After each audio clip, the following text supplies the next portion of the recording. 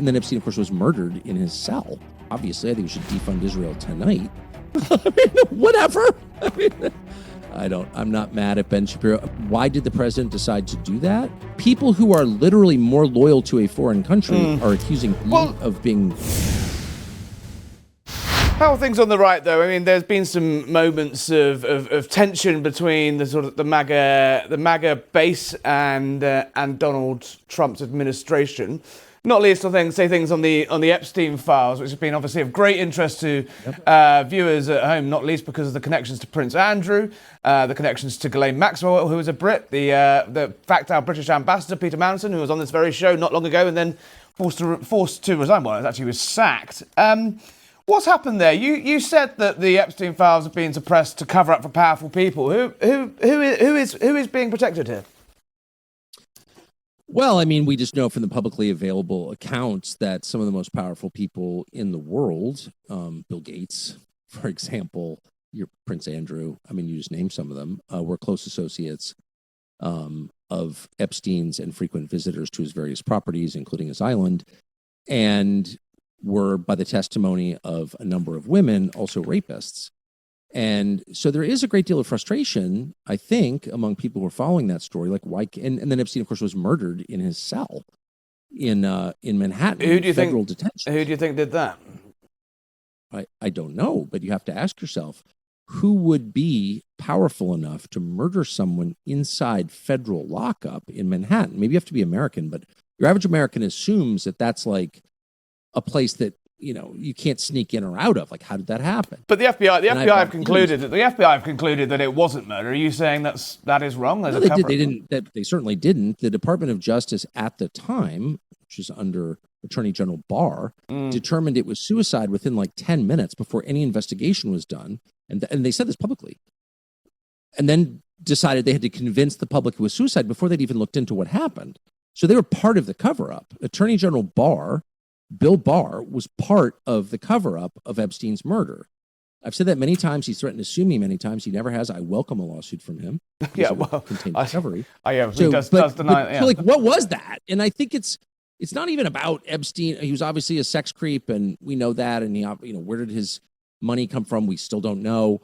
But it's immensely frustrating for a lot of people to look at something that's so public. So many details have been made public that it's like no one in authority will say, okay, here's what actually happened. Well, why won't they? Well, and don't we have a right to know that? This is a law enforcement matter. It's a public matter.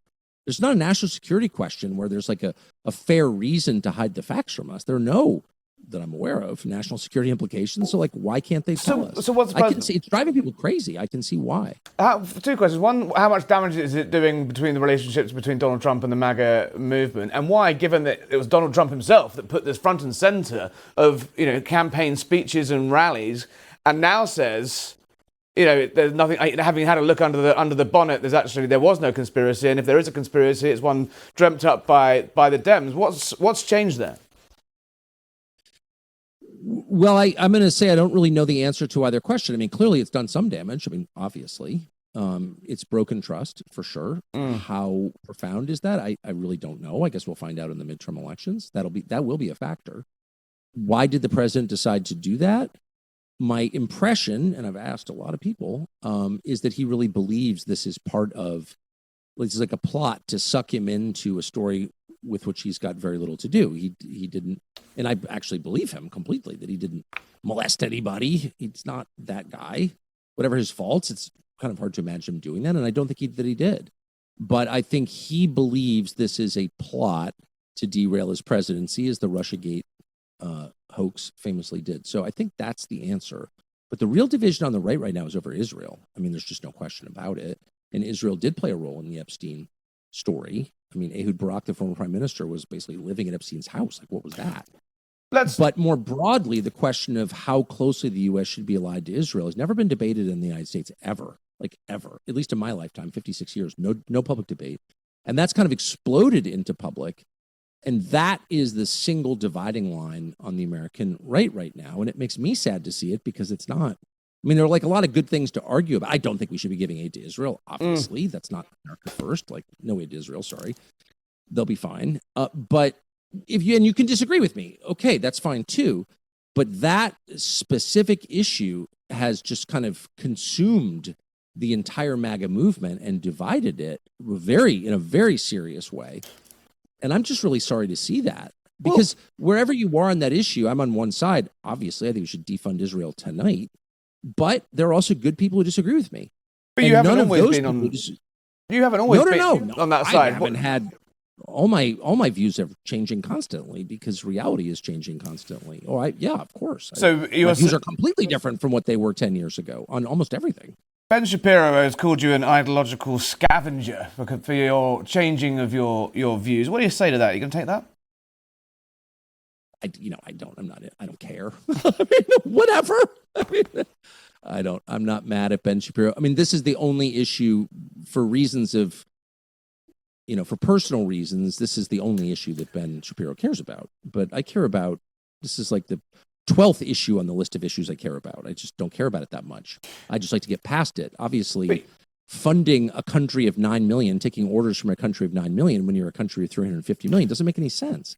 It's crazy. You say it's not a big issue for you, but you do bring it up an awful lot. What do you? Well, it's in your face. I mean, in June, we were driven to military conflict by Israel. And my view of longstanding since December of 2003 has been, let's not fight any more wars that aren't in our interest. Okay, that's my view.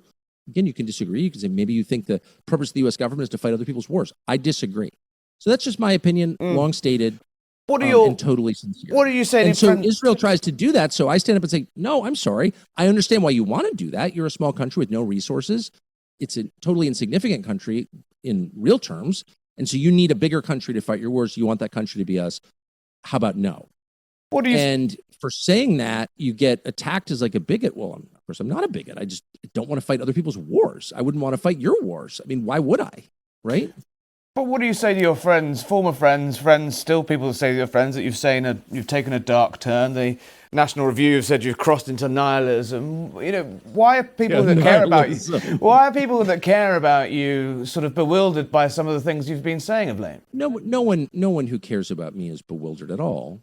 That's of course the worst kind of passive aggressive feline girl talk. No one cares about me is bewildered. You just call me and ask me what I think. But I say always exactly what I think. I really try to do that all the time and to be as transparent as I can in public and in private. I don't act any different at dinner than I do on camera, honestly.